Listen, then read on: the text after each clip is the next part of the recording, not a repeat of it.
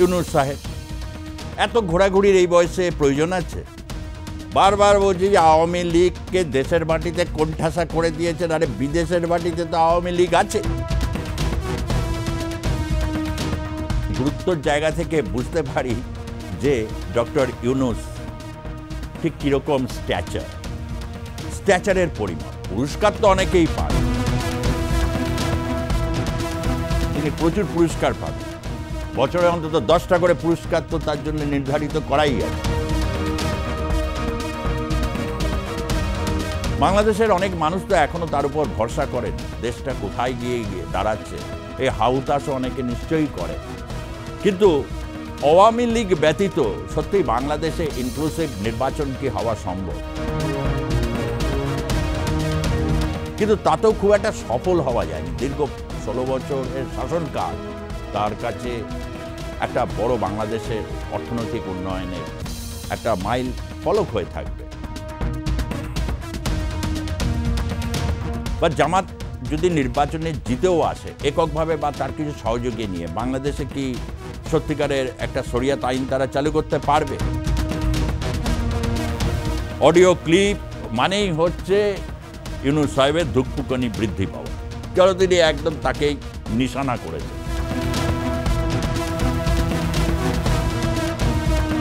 পুরো বাংলাদেশ রসাতলে চলে গেছে, বাংলাদেশ একেবারে একটা জঙ্গি রাষ্ট্রে পরিণত হয়েছে, এটা শেখ হাসিনা বারবার করে বলছে।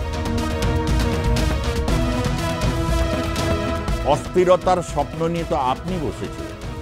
8 তারিখে শপথ নেওয়ার আগে কে আপনাকে বলতে বলেছিল? এই বয়সে কে আপনাকে এই হুমকি দিতে বলেছিল? সুতরাং এটা ভেবে দেখা দরকার, নচেত বাংলাদেশের কিন্তু পতন ক্রমশ অনিবার্য রূপ নিচ্ছে। আমি জানতাম, একেবারেই জানতাম, বারবার ভিডিওতে বলছি অত যাবেন না, অত যাবেন না। কে কার কথা শোনে? এই অকিচিৎকরদের কথা কি শুনবেন উনি? ইউনূস সাহেব, এত ঘোরাঘুরির এই বয়সে প্রয়োজন আছে?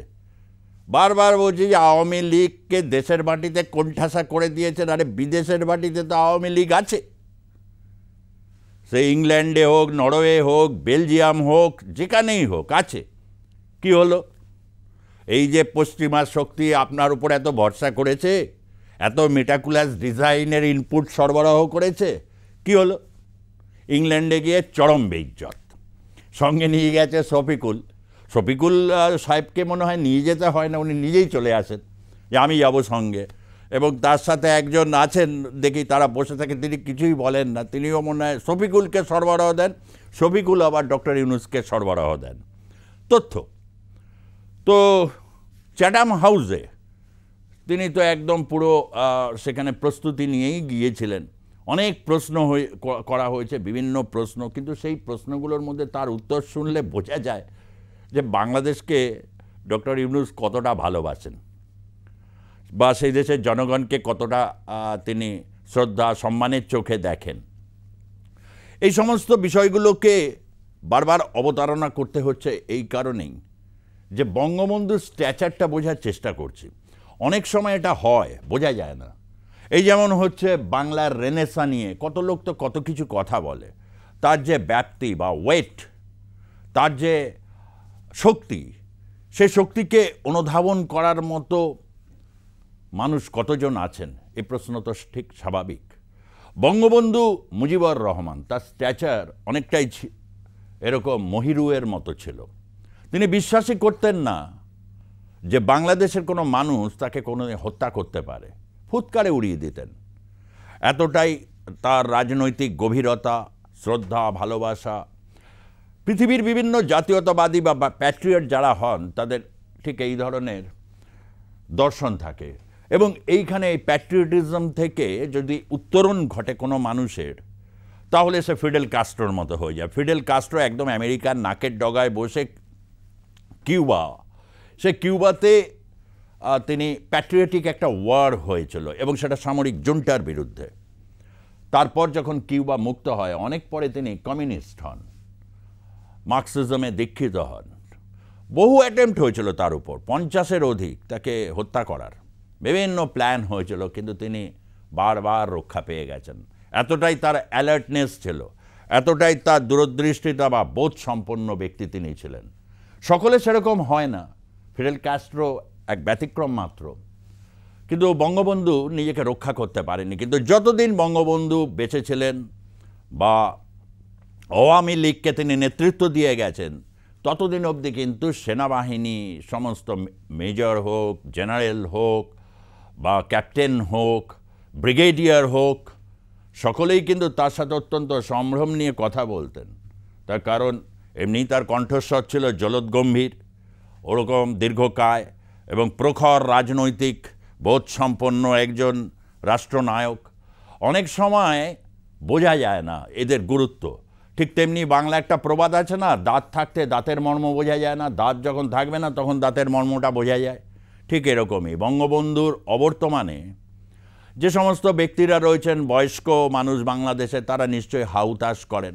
কিন্তু ইতিহাসের যারা বর্ণময় চরিত্র, তাদেরকে নিয়ে চর্চা করার যে অনেক ব্যক্তি যেরকম আছেন, তাদের মধ্যে আমিও পড়ি। আমার বেশ ভালো লাগে ঐতিহাসিক এই ধরনের চরিত্র যারা রয়েছে, তাদের গুরুত্ব অনুভব করি এবং সেই গুরুত্বর জায়গা থেকে বুঝতে পারি যে ডক্টর ইউনূস ঠিক কীরকম স্ট্যাচারের পরিমাপ। পুরস্কার তো অনেকেই পান, আবার কেউ কেউ সারা জীবন তিরস্কার প্রাপ্ত থাকেন।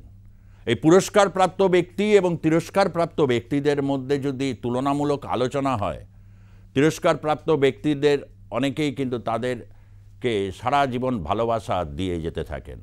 বঙ্গবন্ধু অনেকটা সেরকমই। বঙ্গবন্ধুর অনেক সাক্ষাৎকার দেখেছি এবং সেই সাক্ষাৎকারের মধ্যে তার ওই যে পাইপ ধরানো, অগ্নিসংযোগ করা এবং তার সাথে প্রশ্নের উত্তর দেওয়া, সেও দেখছি। আর ইউনূস সাহেবেরও দেখি, প্রশ্নও এক একজন করছেন, বাপরে বাপ, সে 17 কিলোমিটার জুড়ে প্রশ্ন, থামেই না। আর প্রশ্নের মধ্যেই উত্তর, লিডিং কোয়েশ্চেন যেটাকে বলা হয় জার্নালিজমে। ডক্টর ইউনূসও বলে যাচ্ছেন, সে কি ক্যালি, দুর্দান্ত ইংরেজিতে তিনি বলছেন, কিন্তু মর্মবস্তুতে যা বেরোচ্ছে তাতে দেখলাম বাংলাদেশের প্রতি তার ভালোবাসা কতটা। সে যাই হোক, তিনি গেলে যে আওয়ামী লীগের বিক্ষোভের সামনে পড়বেন, চরম বিক্ষোভ, সেটা তো জানা কথা। ঠিক এরকমই হয়েছে, জাপানেও তাই হয়েছিল। এবার তিনি ইংল্যান্ডে গেছেন। ইংল্যান্ডে তেনার একটা পুরস্কার পাওয়ার ব্যাপার ছিল, পেয়েছেন কিনা এখনও জানি না, আমার সেই নিয়ে কোনো উৎস নেই। তিনি প্রচুর পুরস্কার পাবেন, বছরে অন্তত 10টা করে পুরস্কার তো তার জন্য নির্ধারিত করাই আছে। সেটা নিয়ে আমার এটা কোনো এখন আর খবরের বিষয় নয়। বিষয়টা হচ্ছে যে ব্রিটেনের প্রধানমন্ত্রীর সাথে তিনি কি আলটিমেটলি দেখা পাবেন, নাকি ওই তারেক রহমানের সাথে একটা নামকেও আসতে বৈঠক করে তাকে ফিরে আসতে হবে। দেশের মানুষের পয়সায় তিনি যাচ্ছেন, ট্যাক্সের টাকায় বক্তৃতা দিচ্ছেন, সেটা তো নিয়ে বিভিন্ন মহলে তো চর্চা শুরু হয়েই গেছে, প্রশ্ন তো আসছেই। বাংলাদেশের অনেক মানুষ তো এখনও তার উপর ভরসা করেন, দেশটা কোথায় গিয়ে দাঁড়াচ্ছে, এই হাউতাশও অনেকে নিশ্চয়ই করেন। কিন্তু আওয়ামী লীগ ব্যতীত সত্যিই বাংলাদেশে ইনক্লুসিভ নির্বাচন কি হওয়া সম্ভব? আদবেই সম্ভব নয়। কাউকে ফ্যাসিস্ট বলে দেখে দিলেই কি ফ্যাসিজম হয়? ফ্যাসিজমের ব্যাখ্যা কি? অর্থনৈতিকভাবে ফ্যাসিজমের ব্যাখ্যা যখন হচ্ছে সমস্ত পুঁজির যখন কেন্দ্রীভবন হয়ে যায়, যখন পুঁজি সিন্ডিকেট থেকে কার্টেলের রূপ নিয়ে নেয়, যখন হচ্ছে পুরোপুরি ক্ষমতাকেও তখন একটা বিন্দুতে নিয়ে আসতে হয়, তাকেই হচ্ছে ফ্যাসিজম বা ফ্যাসিস্ট তাকে বলা হয়। হিটলারকে ফ্যাসিস্ট বলা হতো, মুসোলিনিকে ফ্যাসিস্ট বলা হতো ঠিক এই কারণেই। তারা কি নির্বাচন করেছিলেন? রাইক্সটাকে আগুন দিয়েছিলেন। অথচ শেখ হাসিনাকে গণহারে কেউ বলতে শুরু করলেন তিনি ফ্যাসিস্ট, পতিত স্বৈরাচারী। এই সমস্তভাবে তাকে তকমা দিয়ে তাকে রাজনৈতিকভাবে দুর্বল করার চেষ্টা করা হলো, কিন্তু তাতেও খুব একটা সফল হওয়া যায়নি। দীর্ঘ 16 বছরের শাসনকাল তার কাছে একটা বড় বাংলাদেশের অর্থনৈতিক উন্নয়নের একটা মাইল ফলক হয়ে থাকবে। বারবার মালয়েশিয়ার উদাহরণ দিয়েছি আমি বিভিন্ন ভিডিওতে। ডাক্তার মোতাহার মোহাম্মদ, তিনি একজন চিকিৎসক, দীর্ঘদিন শাসন করছেন, কই তাকে তো ফ্যাসিস্ট তকমা দেওয়া হয় না, কেউ দেয় না। এবং মালয়েশিয়ার একটা বৈষয়িক উন্নতিও হচ্ছে, ঠিক যেরকমভাবে আওয়ামী লীগের সময় এটা হয়েছিল। আমি আওয়ামী লীগের সমর্থক বা আওয়ামী লীগের কর্মীও নই, তার কারণ আমি থাকি ভারতে এবং পশ্চিমবঙ্গে। সুতরাং আমার আওয়ামী লীগের হবার কথা নয়, বা বিএনপিকে নিয়েও আমার কোনো সমস্যা নেই, বা জামাতে ইসলামকে নিয়েও আমার কোনো সমস্যা নেই। কিন্তু এক এক করে যদি আমরা দেখি যে জামাত ইসলাম তার নির্বাচনী সাফল্য কতটুকু রয়েছে, বা জামাত যদি নির্বাচনে জিতেও আসে এককভাবে বা তার কিছু সহযোগী নিয়ে, বাংলাদেশে কি সত্যিকারের একটা শরিয়াত আইন তারা চালু করতে পারবে? আজকের সময় দাঁড়িয়ে পশ্চিমা শক্তি সেটা অ্যালাউ করবে? তাহলে তো মানুষের কাছে ওটা ক্লিয়ার কাট বলা উচিত। পশ্চিমা শক্তির একটা ভূমিকা রয়েছেই বাংলাদেশের রাজনীতিতে, এবং ভারতেরও একটা ভূমিকা থাকবে। কেন এই কথাটা, এটা নিয়ে বিস্তর আলোচনা হয়েছে, বিতর্ক হয়েছে, বিভিন্ন ভিডিও রয়েছে, তাই এই নিয়ে আজ গভীরে যাচ্ছি না।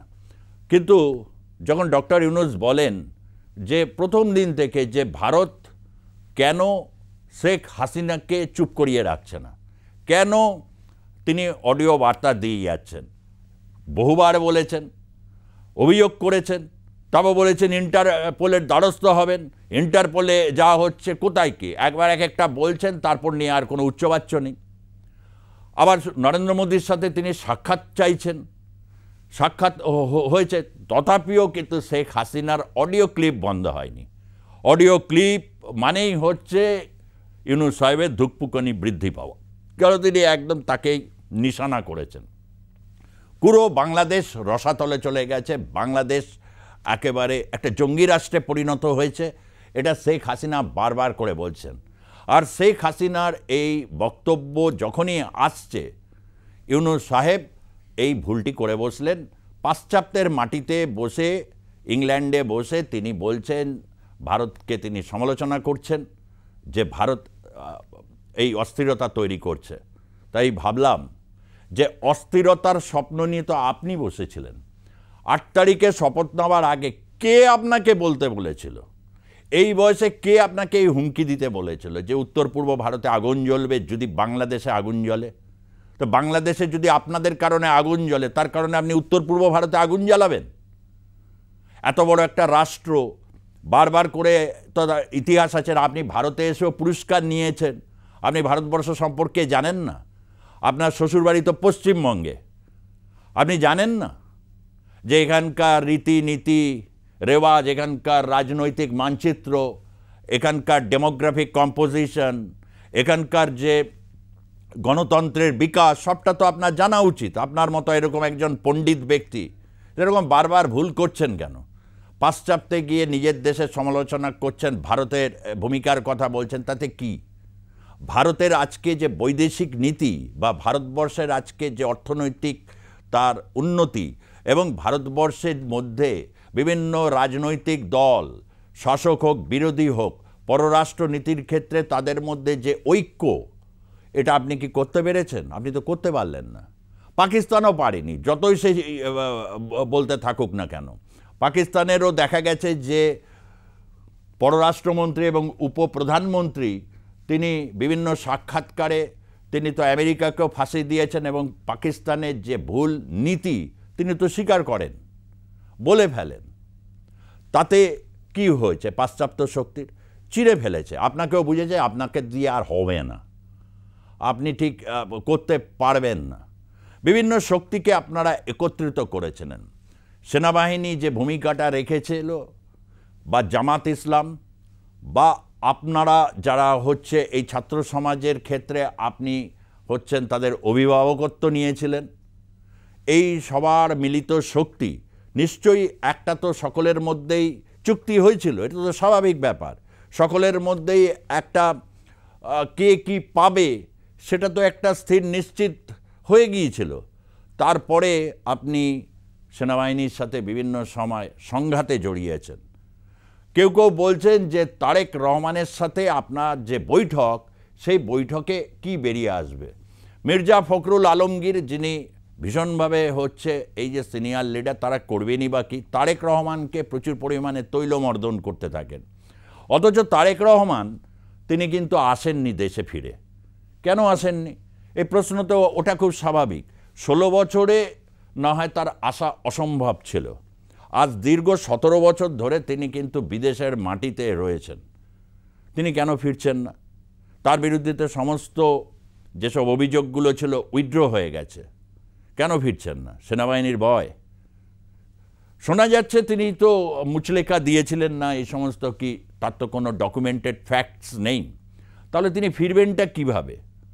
কেননা একবার শেখ হাসিনা সংসদে এই কথাটি বলেছিলেন যে তারেক রহমান বাংলাদেশে ফিরবেন না বা তিনি কখনো আর রাজনীতি করবেন না, এটা তিনি বলেছিলেন সংসদে দাঁড়িয়ে। কি উদ্দেশ্যে বলেছিলেন, কি কার্যকারণ, সেটার বিস্তৃত ব্যাখ্যা দেওয়া হয়নি। তাহলে মোটামুটি সকলেই ধরে নিয়েছিলেন যে তারেক রহমান ফিরছেন না, এবং সেই জল্পনায় তো তিনিই সবচেয়ে বেশি পরিমাণে উৎসাহিত করলেন। তারেক রহমানের ক্ষেত্রে বা এই যে বিএনপি বলেছিল না, মির্জা ফখরুল আলমগীর সাহেব, যে ভারত শুধু আওয়ামী লীগকেই দেখে, বিএনপি বা অন্যান্য রাজনৈতিক দলগুলোর সাথে সেভাবে সখ্যতা তৈরি হয়নি, তখন একটা কিন্তু বাধা বারবার ভারত কিন্তু ওই ঘটনাটা ভোলেনি যে লুৎফারুজ্জামান বাবর, এই যে প্রতিমন্ত্রীদের নিয়ে তারেক রহমানের যে গোষ্ঠী তিনি তৈরি করেছিলেন, লুৎফারুজ্জামান বাবরের 10 ট্রাক ভর্তি বিস্ফোরক এবং অত্যাধুনিক ভারী ভারী অস্ত্র চট্টগ্রাম বন্দরে ধরা পড়েছিল।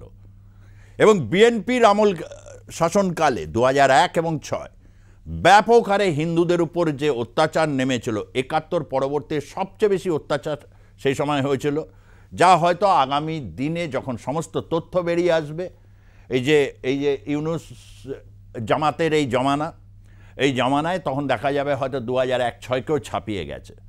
কিন্তু এখনও পর্যন্ত পূর্ণাঙ্গ তথ্য যেহেতু আসেনি, তাহলে ধারণা করা যেতেই পারে যে 2001 থেকে 2006 পর্যন্ত বাংলাদেশে কি পরিস্থিতিটা ছিল, সে তো কিছুটা আমি নিজের স্বচক্ষে দেখেছি বিভিন্ন বর্ডার জায়গাগুলোতে। সেই সময় একজন তরুণ সাংবাদিক হিসাবে আমি সেই সময় বিভিন্ন বর্ডারগুলোতে গিয়ে দেখেছি। সেগুলো নিজের চোখে যে দেখা জিনিস তো বিশ্বাস করতেই হবে। যে জিনিস নিজের চোখে দেখেনি সেই জিনিস তো বিশ্বাস করার বিষয় নয়। তখন আসে যুক্তি, তর্ক, অর্থাৎ অ্যান্টিথিসিস মিলিয়ে একটা কোনো প্রতিপাদ্যে এসে উপস্থিত হওয়া, এটাই তো নিয়ম।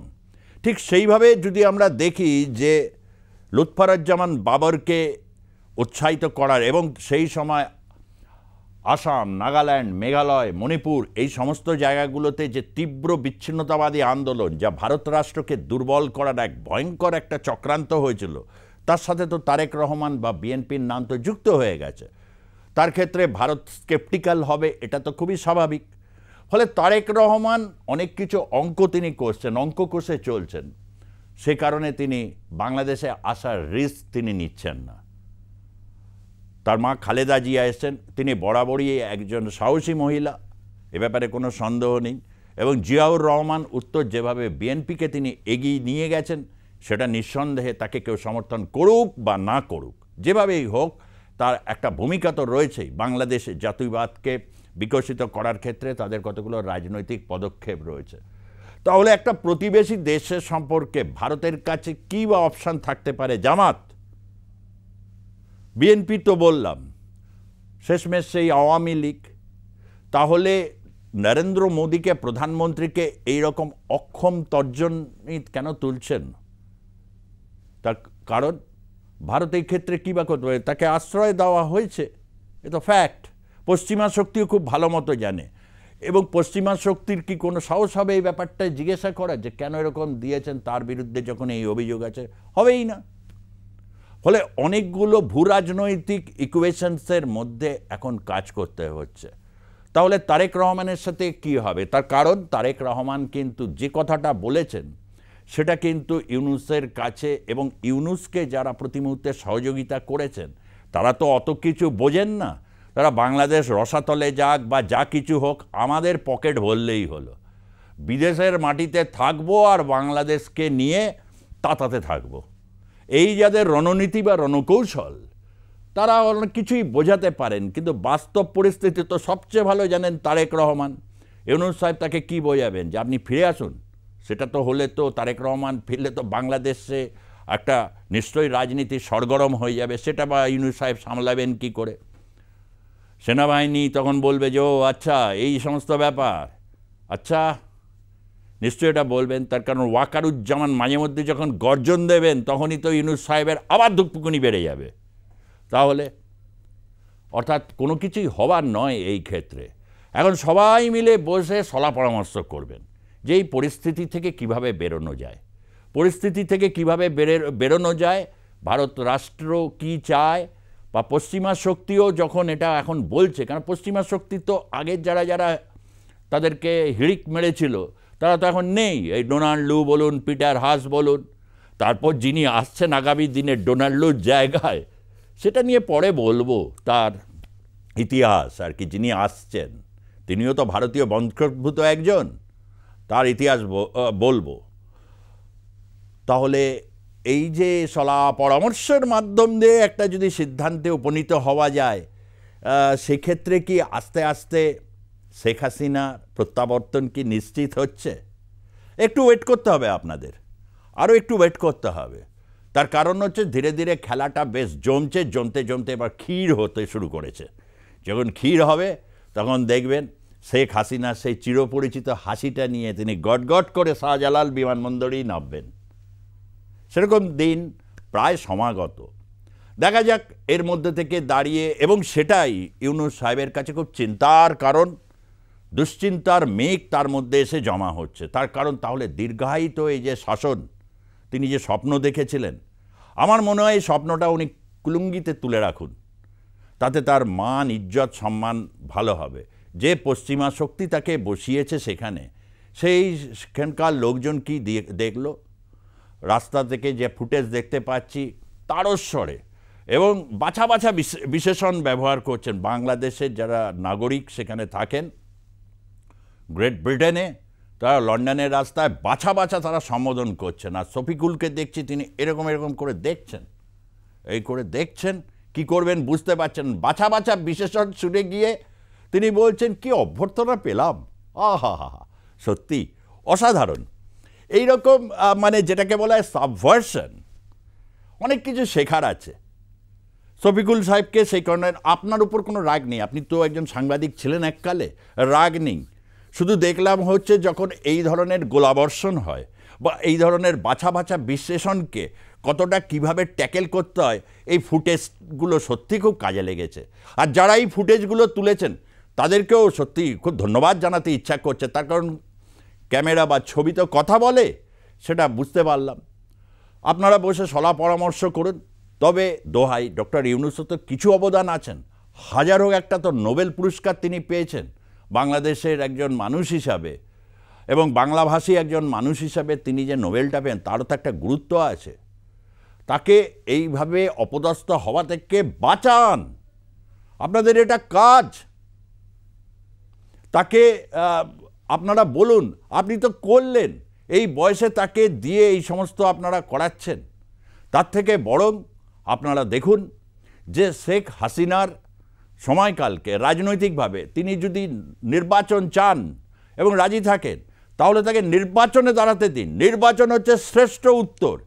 এবং খোলা মনে পাশ্চাত্য শক্তিকে আহ্বান জানান, ভারতীয় মিডিয়াকেও আহ্বান জানান যে আপনারা এসে সেই নির্বাচন দেখুন, যাতে ফ্রি অ্যান্ড ফেয়ার ইলেকশন হয়।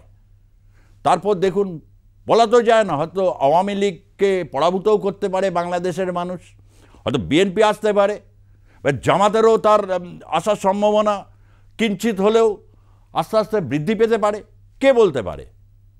এবং দ্রুত নির্বাচন, কেন ঠান্ডার মরশুমে মানুষ ভোট দিতে ভালোবাসবেন, সত্যিকারের একটা উৎসব মুখর পরিবেশ হয়। এই গরমের মধ্যে ঘামতে ঘামতে ভোট দিতে যাওয়া, এপ্রিল মাস বলছেন জুন মাস, একদিকে বৃষ্টি একদিকে হচ্ছে তীব্র গরম, তার থেকে ডিসেম্বর জানুয়ারি ফেব্রুয়ারি কত ভালো সুন্দর ভোটের জন্য। সুতরাং এটা ভেবে দেখা দরকার, নচেত বাংলাদেশের কিন্তু পতন ক্রমশ অনিবার্য রূপ নিচ্ছে। অ্যাকশন রিয়াকশন এই পর্যন্তই থাকছি আজকে। তার কারণ প্রত্যেক দিনে যে আপডেট আপনাদের কাছে তুলে ধরছি, আপনারা মতামত জানান, কারণ কাজটা খুব কঠিন।